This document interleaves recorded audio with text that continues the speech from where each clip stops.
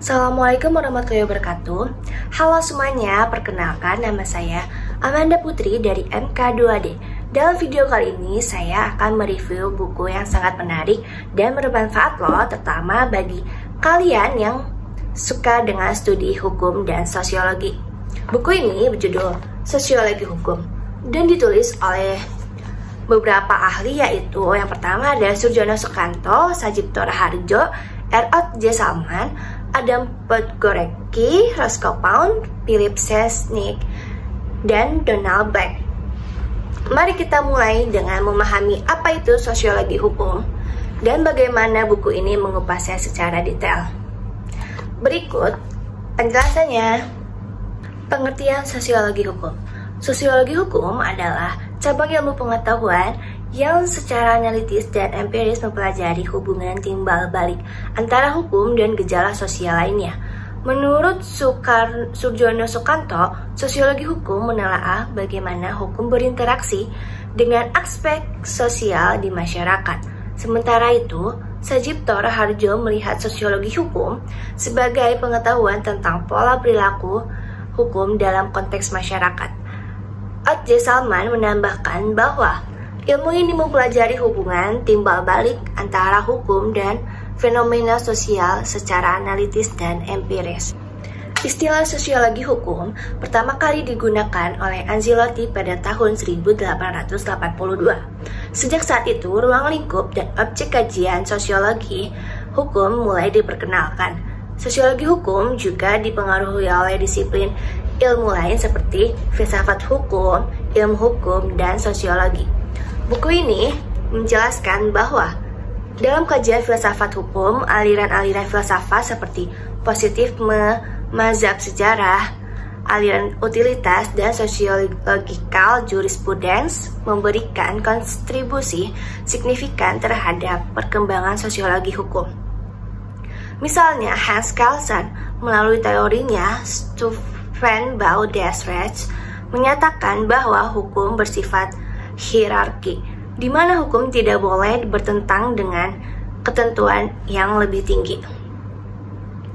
Kajian ilmu hukum yang menganggap bahwa hukum sebagai gejala sosial juga mendorong pertumbuhan sosiologi hukum. Hans Kelsen melihat hukum sebagai gejala normatif yang harus dibersihkan dari unsur-unsur sosiologis. Namun, pendekatan ini berbeda dengan pandangan bahwa hukum adalah fenomena sosial yang kompleks dan dinamis.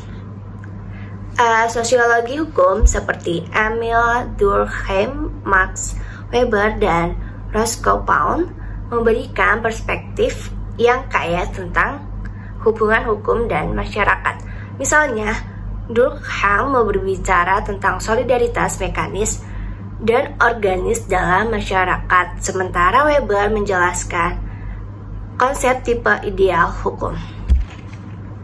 Ruang lingkup sosiologi hukum mencakup dua hal.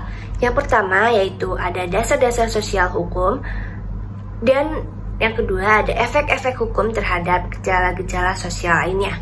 Buku ini memberikan contoh konkret seperti dampak undang-undang perkawinan terhadap kehidupan rumah tangga dan pengaruh undang-undang narkotika terhadap konsumsi obat-obatan terlarang. Adam Podgorski menyatakan bahwa tujuan utama sosiologi hukum adalah untuk menyajikan kondisi-kondisi yang diperlukan agar hukum dapat berlaku secara efisien.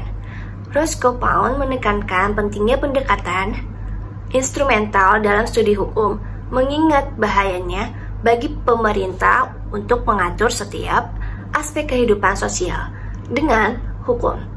Philip Selznick menambahkan bahwa legalitas berkaitan dengan bagaimana keputusan dan peraturan dibuat dan dilaksanakan, bukan hanya isinya.